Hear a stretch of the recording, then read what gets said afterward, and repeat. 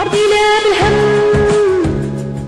أرضينا بالهم يا يما والهمة طبينا أرضينا بالظلم يا يما سكتنا وسدينا عينينا أرضينا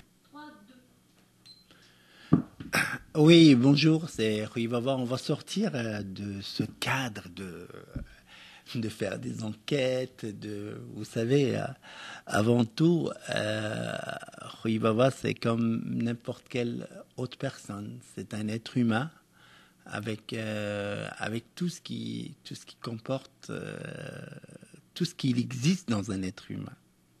Vous savez, j'ai vu le 8 mars.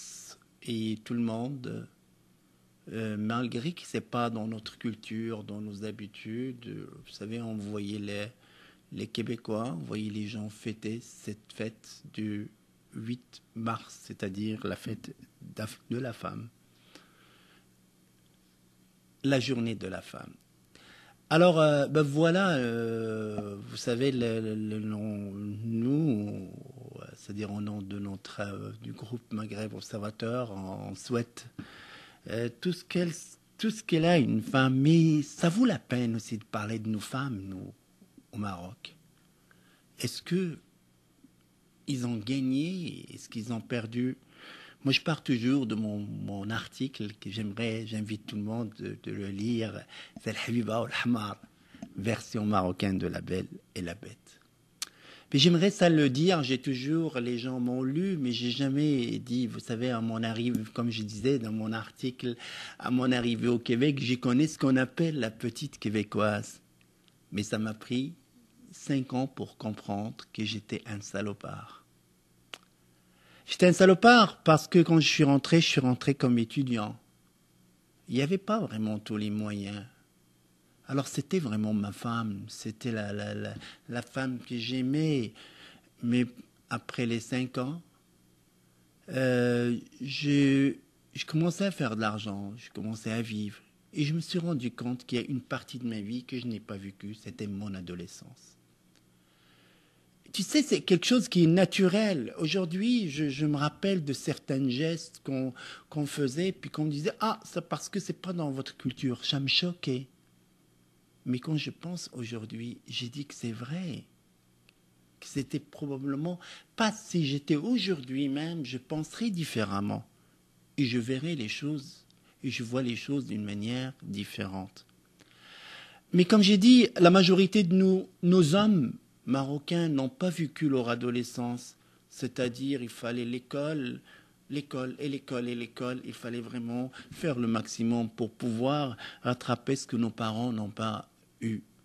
Mais quand j'ai rencontré après 5 ans, ça finit par un divorce, parce que c'est sûr et certain, c'est là où l'écart, c'est là où on devient vraiment différent. Mais quand j'expliquais dans mon article, chaque fois que je rentrais au Maroc, le monde me disait « Vous êtes marié ?» « Non, je suis divorcé. » « Ah, parce que c'était une Canadienne, c'est pas une Marocaine. » J'ai beau de leur dire « Vous savez, ce n'est pas elle qui était la mauvaise, c'est moi. » Elle était correcte, elle était bien. Mais le problème, c'était moi. Mais personne ne croyait. Après 10 ans, après 10 ans comme ça, j'ai rencontré une Marocaine. Et comme tous les Marocains, lorsqu'on a quitté le Maroc, on a connu vraiment l'histoire de nos mères, nos sœurs. On a connu une Marocaine qu'on pense aujourd'hui revenir après 20 ans d'existence et retrouver la même femme. C'est-à-dire comme l'évolution ne peut exister que chez nous.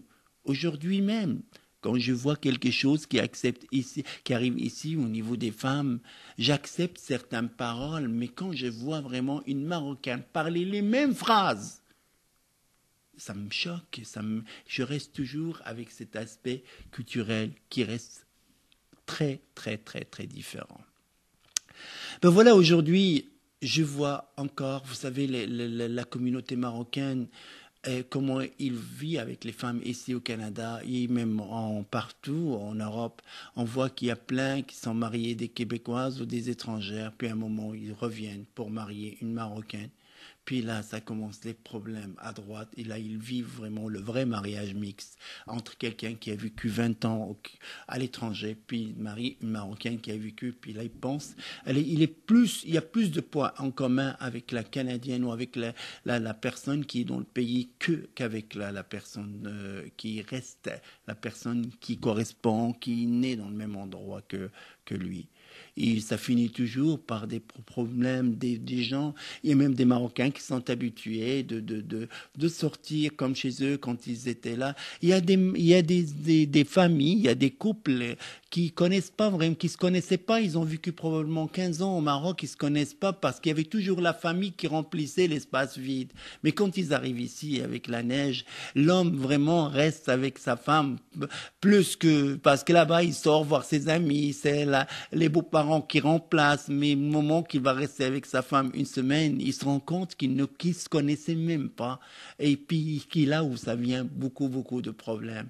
Et chacun règle des problèmes. Il y a un problème courant que j'espère que les hommes de chez nous arrêtent ce problème-là. Il vient, amène, il se bagarre avec sa femme, il fait semblant de rentrer avec elle en voyage, il ramasse des documents, le passeport, les passeports, les papiers du pays là où ils vivent ensemble, puis il prend l'avion, puis il se sauve avec ça pour la laisser vraiment. Là, je t'ai connu comme ça dans la misère, tu vas retourner dans la misère, parce que on peut pas se séparer dans le pays, parce que comme si il lui a offert un cadeau, je t'ai ramené, là je t'enlève ce cadeau-là avec, et puis malheureusement ça arrive souvent chez nos hommes. Il faut que ça cesse, parce que c'est un vol. C'est un vol lorsque quelqu'un va prendre les dos. C'est un vol lorsque on va vraiment traiter les gens. Dans notre culture, on ne va pas entre hommes et femmes devant les tribunaux. Mais ici, il faut. Pourquoi on ne règle pas nos problèmes? Même comme s'il y a des tribunaux, puis donner des chances à tout le monde. Et puis la femme, quelle que soit l'évolution qu'il a connue, il reste toujours, qu'il soit québécoise, qu'il soit française, qu'il soit hollandaise, elle fait toujours les mêmes tâches. Vous savez, elle n'a jamais quitté sa cuisine malgré tout ça, mais au contraire, il s'est donné plus de tâches. Aujourd'hui, on choisit une femme en fonction de leur travail, en fonction de leur salaire pour pouvoir partager. Et en plus de ça, on n'a pas envie de faire des travaux de cuisine. On trouve vraiment que laver une assiette, c'est plutôt le travail d'une femme, il n'est pas celui. Mais par contre, vraiment, quand on choisit la femme avec un salaire pour qu'il partage avec nous notre loyer ou notre hypothèque, là, on voit en elle une autre personne, on voit avec elle, et je dis toujours que celui qui a libéré la femme, c'est un homme parce qu'il l'a fait selon vraiment ses moyens pour pouvoir aller chercher le maximum à l'intérieur de cette femme. C'est-à-dire, on trouve toujours que la tâche de famille, elle est beaucoup plus pour la femme.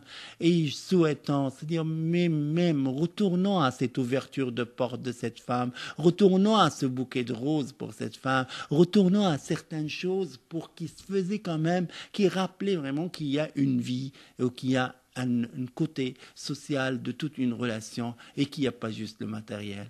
Vous savez, on a changé.